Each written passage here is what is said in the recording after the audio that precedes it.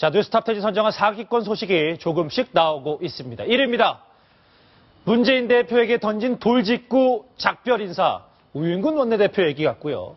8위는 난닝구 대 백바지 전세역전. 자, 요즘 요동치고 있는 야당 얘기해 보겠습니다. 우윤근 원내대표 내일 물러나는데 사실 내일 자리에서 내려오면 그냥 마무리하기 마련인데 뭔가 얘기를 했습니다. 자, 요 우윤근 원내대표 야당 내부 얘기하기 전에 방금 들어온 속보부터 정리를 좀 해볼게요. 방금 전에 전해드렸던 새정치민주연합 김현 의원 대리기사 폭행 혐의로 기소됐던 자 김현 의원이 불구속 기소됐다 이런 속보가 들어와 있습니다. 이동영 차장 오래 기다렸습니다. 좀 속보 정리가 필요할 텐데 좀 어떻게 된 상황인지 정리 좀 부탁드리겠습니다. 그렇습니다. 지난해 그 세월호 유족들과 함께 저녁 식사 자리에서 술을 마시고 난 이후에 대리기사가 늦게 왔다라는 이유 때문에 이 시비가 붙었는데요. 당시에 함께 있었던 김현 의원이 이 세월호 유족들과 합세해서 이 대리기사를 폭행하는데 가담했느냐를 놓고 논란이 많았습니다. 예.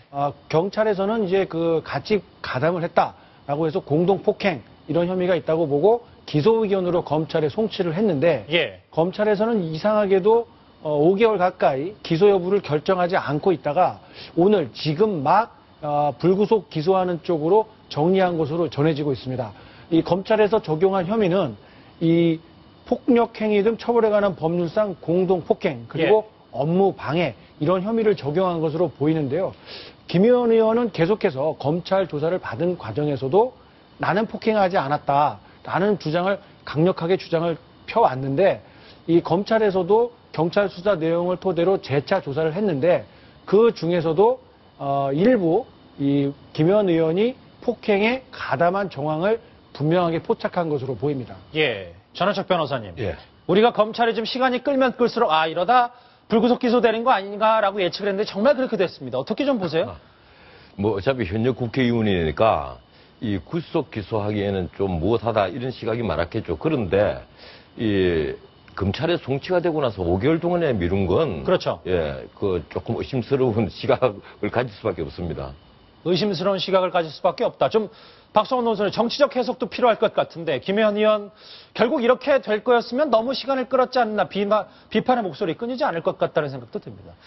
아마 검찰로서는 아까 현역 의원이라는 상황에서 이런 범죄에서 직접 구속까지 하기는 부담스러웠을지 모릅니다. 그러나 저는 또 다른 의미에서 비록 불구속이지만 기소가 됐다. 이 부분은 검찰이 앞으로 제대로 공소 유지를 하고 한다면 앞으로 법정에서 제대로 어떤 그 대리기사 그 폭행한 그 유가족들과 함께 어떤 제대로 그 사실관계를 다툰다면 그 앞으로 이것이 유죄로 입증되고 이렇게 할 경우에 그 김현 의원의 앞으로의 정치적 거취에도 적지 않은 영향을 미칠 수 있다. 그런 의미에서 의미가 없진 않다. 이런 생각이 듭니다. 의미가 없진 않다. 자, 그럼 오늘 새정치민주연합 관련해서 김현 의원의 불구속 기소 소식 말고도 또 다른 소식, 더 충격적인 얘기가 있습니다.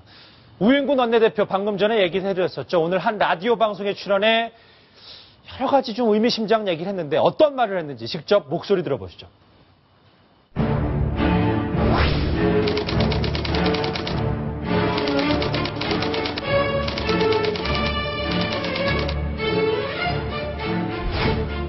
문재인 대표께서 뭐 그렇게 개파상을 드러내지는 않은 것 같아요. 지난번 당직 인선에도 통합 인사를 많이 했고요.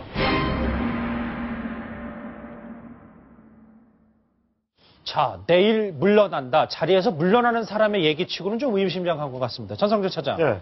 당 내부에서 도대체 어떤 얘기가 흘러나오길래 우 원내대표가 이런 얘기를 한 겁니까? 이제 물러나니까 이제 한번 제대로 된 쓴소리를 하고 물러나게 되는 건데요.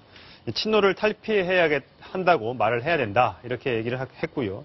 여당보다 당내에 강경파를 설득하는 게 더 어려웠었다. 이렇게 말할 정도로 사실 우윤근 원내대표 하면 중도, 온건, 뭐 이런 합리적 성향이 강했던 그런 사람입니다. 예. 목숨을 두려워하지 않지만 싸움의 방법을 달리했을 뿐이다.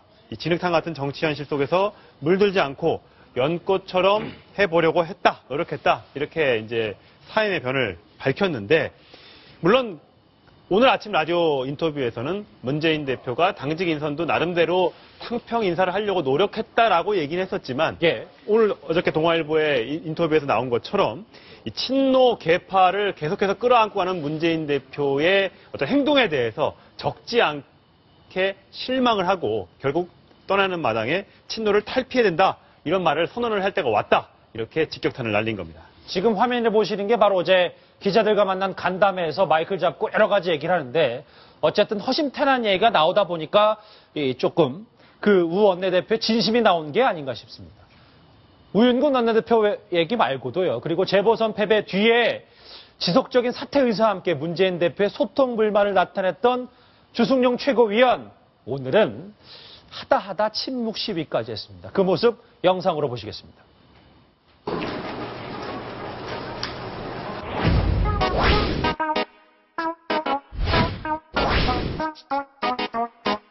저는 오늘 이번 주는 발언하지 않겠습니다. 이어서 제가 한 말씀 오늘 드려야 될 것 같습니다.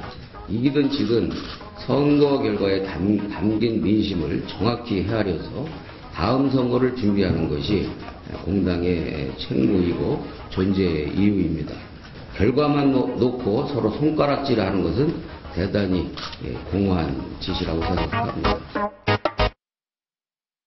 조금 입장이 바뀐 것 같습니다. 천상천 차장. 네. 전병헌 최고위원이 주승용 최고위원은 말을 안 하니까 예전에는 전병헌 최고위원이 말을 안 했었는데 갑자기 또 다시 말을 했습니다. 이거 무슨 누구 영향이 있는 건가요? 어제 이제 이호 여사를 전병헌 최고위원이 이제 만났거든요. 화요 모임에 가서 이제 만났는데 거기서 이제 선거는 이길 수도 있고 질 수도 있는 거니까 당 화합 좀 잘해줬으면 좋겠다.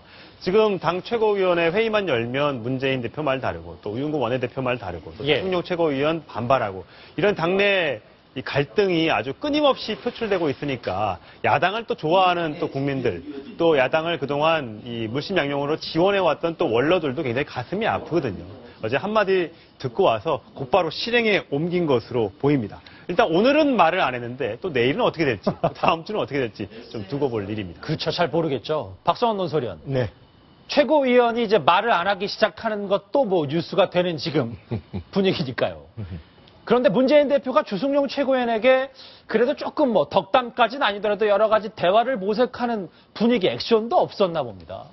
없었죠. 그동안 주 최고가 사실상의 사퇴를 요구하는, 다시 말해서 한마디로 나 같으면 사퇴하겠다라는 식의 화법으로 책임을 어떤 표출할 것을 요구했지만 그 부분에 대해서 정반대로 오히려 단합해서 나가자 이러한 길을 걸었고, 개별적으로도 따로 무슨 미안하다 이런 얘기를 할 것이 아니고, 또 이런 사안은 따로 주 최고한테 개인적으로 사과한다거나 미안함을 표시할 일이 아니고, 당의 대표로서 전체의 선거에 대한 평가, 그것을 당 의원들로 하여금 기탄 없이 얘기하도록 하고, 그러한 결과를 따라서 그러면 이 상황에서 무엇이 최선이냐라고 수렴하는 절차를 거쳐야 하는 문제지, 개인적으로 주승용 최고위원을 달래고 할 이런 차원의 문제는 아니라는 생각이 듭니다. 방금 전에 지금 국회가 지금 바쁘게 돌아가는 것 같은데 속보 하나가 떴습니다. 박상옥 대법관 임명 동의안이 국회를 통과했다는 속보 하나 전해드리겠습니다.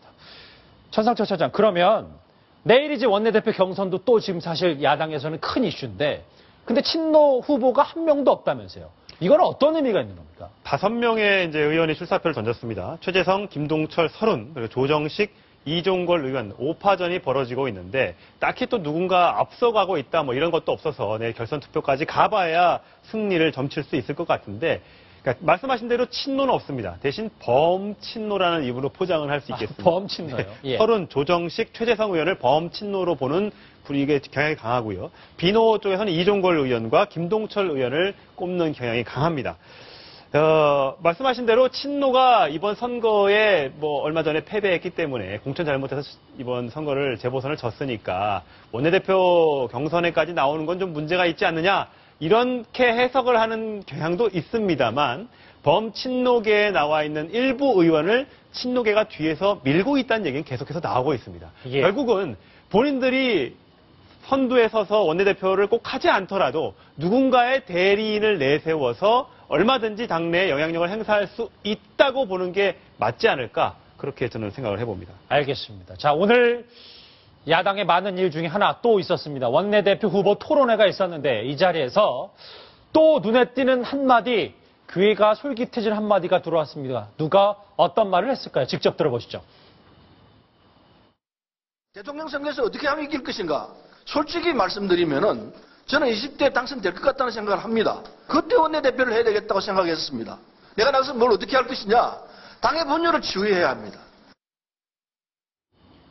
자, 얘기를 들어보니까 천상철 차장, 서른 의원의 말, 본인 무슨 얘기입니까? 저 원내대표 얘기는. 과거에 이제 그래서 여러 가지 설화에 많이 올라 있었잖아요. 그래서 예. 거기에 대해서 사과를 한 해 만에 해서 논란이 많이 빚어졌었는데 그 부분에 대해서 이제 얘기를 한 거죠. 서른 의원은 이제 모르겠습니다. 이 설씨다 보니까 뭐 오늘 얘기는 이렇습니다. 보수 언론이 꼬투리를 잡아서 앞뒤를 떼고 몰아치기도 한다. 자기가 잘못하지 않았는데도 사과라고 할 때 강한 자세를 보여야 한다. 적당히 넘어가는 건 옳은 자세가 아니다. 라고 하면서도 지금의 내 입장에선 그렇지만 원내대표가 되면 또 화합을 하고 뭔가 또 타협을 하고 하려면 좀 바뀌어야 된다는 또 뉘앙스의 얘기도 했어요. 지금은 내가 이렇게 이빠른 소리하고 예. 뭐 강하게 밀어붙이지만 원내대표가 되면 좀 다를 거다. 날 좀 찍어주십시오. 어떤 그런 또 구애의 또 얘기를 또 했습니다. 천상철 차장이 찝어준 이 서른 의원의 목소리 제대로 한번 들어보겠습니다. 뭐 설하라고 말하기도 하고 말실수라고 말하기도 하고 그러는데 자신이 잘못하지 않은데도 불구하고 사과하러 몰아치는데 사과하게 되면 정말 그건 안 된다고 생각합니다. 강한 자세를 보여야 한다고 생각합니다. 그러나 원내대표가 됐을 때는 상황은 좀 다를 수 있다 생각합니다. 원내대표는 상황을 수습하고 타협해내는 능력이 있어야 한다고 봅니다. 저는 그걸 해낼 수 있다 생각을 합니다. 박서원 논설위원. 네. 자기가 이제 사과를 지금까지 안 했는데 원내대표가 되면 사과를 할 거다. 나는 20대 총선은 뭐 자신 있다. 이 두 가지 말을 어떻게 받아들여야 되겠습니까? 글쎄요, 상당히 지역구 유권자들이 보면 상당히 불쾌할 수 있는 얘기 같은데. 불쾌할 수 있다, 예. 아마 본인은 박근혜 대통령의 소위 7시간에 대해서 나는 그렇게 생각하지 않지만, 어쩌고, 하는 얘기를 한 거하고, 또 관광공사의 임원에 대해서 나이를 문제 삼았던, 그래서 어떤 많은 여론의 비판을 받았던 것을 말하자면 부고만 빼고 정치인은 유명해지면 다 좋다. 아마 그런 흔히 얘기하는 그런 얘기를 굉장히 맹신해서 나는 아주 동네에서 더 유명해졌고 우리 유권자들이 하여튼 서로는 뭔지 모르지만 세고 뭐가 한 사람이다. 이렇게 볼 거라고 생각을 하는 것 같은데요. 예.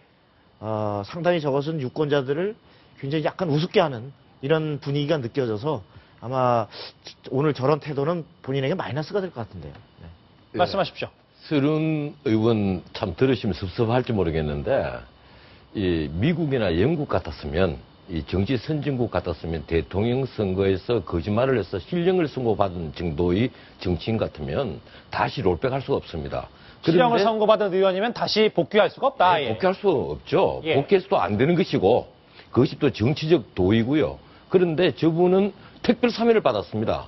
특별 사면과 특별 복권을 받아서 이 정치계 롤백을 했는데 그리고 나서 계속해서 또 설화를 빚지 않습니까? 본인은 그것을 강경하게 대응할 수밖에 없다고 표현을 하는데 제가 보기에는 좀 정치인의 그 말씀으로서는 자기 자신을 돋보이게 하기 위해서 너무 함부로 말씀하시는 게 아닌가 이런 생각이 들고요. 이건 어디까지나 제 의견입니다. 말씀하십시오. 예, 그렇고 또 저분이 지금 원내대표를 해서 이 여야 간에 제대로 타협이 될 수 있다. 이렇게 생각하는, 국회의원들이 과연 몇 분이 될지 저도 궁금합니다. 알겠습니다. 자, 이 야당 요즘 복잡한데 사실 12년 전으로 돌아가 보면 지금 친노가 수세에 몰려서 그렇지 당시에는 그렇지 않았습니다. 속칭 아까 제목으로 얘기했던 백바지파와 난닝구파가 있었는데 저희가 영상을 재밌게 준비해봤습니다. 직접 보시겠습니다. 어이! 소녀시대!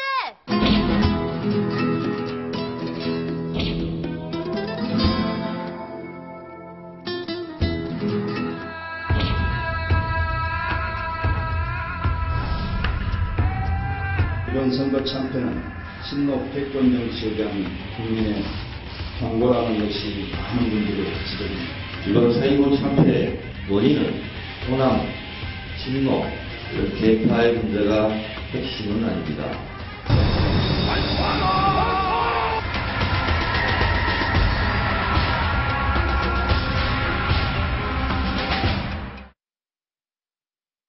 백바지파와 난닝구파, 저희 12년 전 이들의 전쟁을 영화 명량으로 한번 꾸며봤는데요. 박수원 논설위원. 네. 사실 뭐 한치 앞을 모르는 게 뭐 사실 인생이라고 하더라도 정치판 이렇게 정세가 역전될 수 있는지 백바지파, 난닝구파 네. 좀 설명도 필요할 것 같아요. 네. 우리가 백바지파라고 하면은 노무현 대통령 당선 이후에 이른바 개혁 주도 세력, 예컨대 유시민 의원이 2003년 보궐선거를 통해서 고향에서 당선돼서 원내 입성할 때 이른바 약간 베이지색 가까운 흰 면바지를 딱 입고서 저도 기억이 납니다. 의사당에 딱 등단을 했죠. 그래서 사실은 저 화면에 나오고 있습니다. 기본적인 에티켓에 어긋나는 거 아니냐. 그런데 바로 이것이 말하자면 개혁의 상징인 것처럼 유 의원이나 또 친노 의원들이 당시 이제 저 부분을 옹호했는데 저분들은 당시에 기존의 새천년 민주당의 말하자면 터줏대감들이라고 할 수 있는 호남을 기반으로 한 그리고 또 김대중 대통령을 말하자면 기본 베이스로 한 정치 세력을 하나의 지역 정치 세력, 호남 정치, 호남 구도에 기생한 말하자면 낡은 구태 정치 세력으로 몰아붙이면서 바로 그들과는 다른 개혁적인 제대로 된 정치 세력을 만들어야 된다. 그런 당을 만들어야 된다라고 당 안에서 혁신을 부르짖고 요구하고 어떤 과감한 이른바 진보 좌파적인 경향 있는 정책들을 많이 드라이브를 걸면서 사실 당내에서 분란이 일어났죠. 그래서 결국은 이런 구태 세력과는 같이 못하겠다라고 하면서 당을 깨고 나갔던 것이 바로 열린우리당의 창당입니다. 그런데 지금 이제 결국은 지금 12년을 돌고 돌아 지금 보면은 결국은 지금은 친노들이 노무현 대통령의 서거 이후에 말하자면 그 전에 노무현 대통령의 임기가 끝나면서 패족이라고 할 정도로 고개를 못 들던 그런 정치적인 패배를 딛고서 노무현 대통령 서거 이후에 부활을 해서 현재 이제 당권을 잡고 있는데 이들이 오히려 패권주의로 가지면서 지금 당을 말아먹고 있다 해서 그렇죠. 완전히 내몰리는 이런 상황이 돼서 전세가 역전됐다. 이렇게 보는 거죠. 지금 화면으로 12년 전 유시민 전 장관의 바지색은 확인하셨는데 당시에 얼마나 소란스러웠는지 당시 12년 국회로 돌아가서 목소리 들어보시겠습니다. 세 분 의원 발언대로 나와주시기 바랍니다.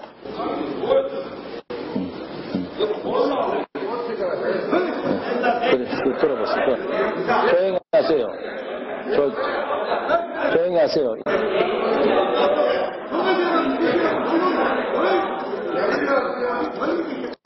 여러분 조용히 하세요. 조용히 하세요. 여러분의 뜻은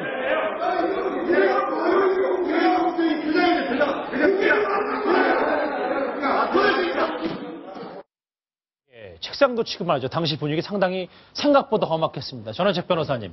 자, 그럼 난닝구파와 백바지파 이거 지금 계속 부딪히고 하는데 왜 같이 있는지도 국민들 잘 모르는 분들도 많고 결론은 어떻게 날 거라고 보십니까? 사실 난닝구파라는 말은 언론이 만든 얘기고요. 누가 런닝스 자라만 입고 국회에 등원하는 사람은 없지 않습니까? 백바지 입고 국회 등원하니까 이제 백바지파가 나온 건데. 당시 이제 화면이 나오고 있는데 희화화한 겁니다. 소장파, 쇄신파, 개혁파들을 다 백바지파라고 하진 않거든요. 당시에 유시민 의원을 포함한 소위 이른바 386 세력들을 이제 백바지파라고 많이 불렀고 이런데 저는 이게 난닝구파, 백바지파 이걸 갖고 물과 기름으로 봅니다. 물과 기름이다. 화합할 수 없는. 절대 안 섞이는군요. 물과 기름이 같이 섞여가 있으면 한쪽은 떠나야 되지 않습니까?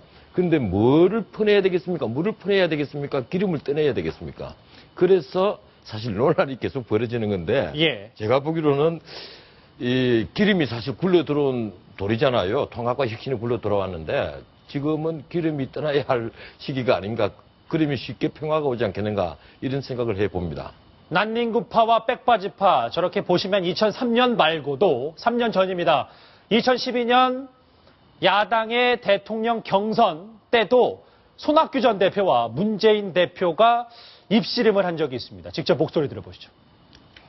이 경선은 친노하고 무슨 상관이겠습니까? 아니죠. 저 개인하고 그 친노의 기득권에 의해서 경선이 지금 이루어지고 모바일 국민들이 뽑지 않습니까? 국민이 뽑는 것이 아니라 그 경선 룰을 만든 것이 친노 당권파에 의해서 이런 식으로 만들어지고 운영이 되니까. 어제 구기동 이사에서 소개해드렸던 손학규 전 대표가 친노 당권파 얘기를 사실 3년 전에도 꺼냈었군요. 저희가 다시 들어보니까 좀 이해가 됩니다. 오늘 첫 번째 SNS 질문이 들어왔습니다. 함께 보시겠습니다. 이 얘기는 박성원 논설위원께 질문을 드리게요. 2003년까지만 해도 지금 화면에서 보셨던 것처럼 백바지파가 젊은 정치 이렇게 파격의 상징이 아니었습니까? 그런데 친노가 공공의 적이 된 근본적인 원인, 진짜 원인 뭐라고 보십니까? 저도 사실 이게 제일 궁금했습니다. 그 흔히 친노하면은 이제 패권주의, 말하자면 배타적이다. 이래서 적과 나를 분리해서 정치라는 것은 사실 국민을 통합하는 게 본령 아니겠습니까? 근데 이제 친노하면은 흔히 이른바 개혁을 하기 위해서는 개혁에 반대되는 세력을 설정해서 저들은 구태 세력, 나는 진보 세력 하면서 본인들이 말하자면 선을 독점하고 있는, 쉽게 해서 독선적인 어떤 성향을 갖고서 본인들의 진보 좌파 성향의 정책들을 절대시하면서 정작 그것으로 말미암은 국민들의 어떤 정책인 실질적인 효과는 눈을 감고 어떤 도상에 말하자면 관념적인 급진성으로 어떤 패권적인 정치를 추구했다. 그래서 국민과 유리되고 오히려 자기들의 권력 다툼을 하나의 정당화하는 그런 논리로 어떤 개혁을 말하자면 팔아먹은 이런 세력이다라고 하는 것이 같은 당내에서까지도 비판을 많이 받는 그런 상황입니다. 전원책 변호사님도 이거에 대해서 할 말이 많으신 것 같습니다. 예, 제가 한 가지만 덧붙이자면 예. 소위 이른바 백바지파, 개혁파들이 가장 큰 실책은 바로 탈레반적 사고에 있습니다. 탈레반적 사고가 뭡니까? 우리가 그때 언론에서 탈레반적 사고 이랬는데 무엇인가 가르치려 들면서 자기들 생각 외에는 어떤 것도 용납할 수 없다. 모든 것은 구태고 모든 것은 다 체결해야 될 대상이다. 이런 식의 사고로 움직였기 때문에 이 탈레반적 입장에 서지 않는 모든 사람들을 공공의 적으로 다 만들어버리고. 다 배척해버리고. 그런데 문제는 더 있습니다. 이 탈레반적 사고를 가진 분들이 제대로 된 정치적 이념과 어떤 정책을 가지고 그러한 탈레반적 사고로 나갔다면 계획이 됐겠죠. 근데 그게 아니었단 말입니다. 자신들도 부패를 한 거예요. 자신들도 오히려 반탈레반적 입장에서는 개혁의 대상이 된 사람들인데 자신들이 탈레반적 사고를 가지고 모든 것을 다 일도양단식으로 그걸 바꿔버리겠다 이러니까 반대편에 쓴 사람들은 지들이 먼저 썩은 자가 묻은 개가 나무라는 거 아니냐 이런 식의 비판이 쏟아져 나온 겁니다. 그래서 노무현 대통령 마지막 때 바로 정권 지지율이 5% 정도에 그친 이유가 바로 이들이 탈레반적 사고 때문이에요. 탈레반적 사고를 그냥 간단히 얘기하면 내가 하면 로맨스 남이 하면 불륜 이거 아닙니까? 그렇죠. 내만이 옳고 쉽게 말하면 일종의 교조주의입니다. 교조주의. 예. 알겠습니다. 글쎄 백바지파와 난닝구파 계속 제가 얘기를 하니까 입에 착착 붙는데 이 12년 만에 전세 역전된 이 야당의 상황 다음 주제와도 뗄래야 뗄 수 없는 주제인 것 같습니다.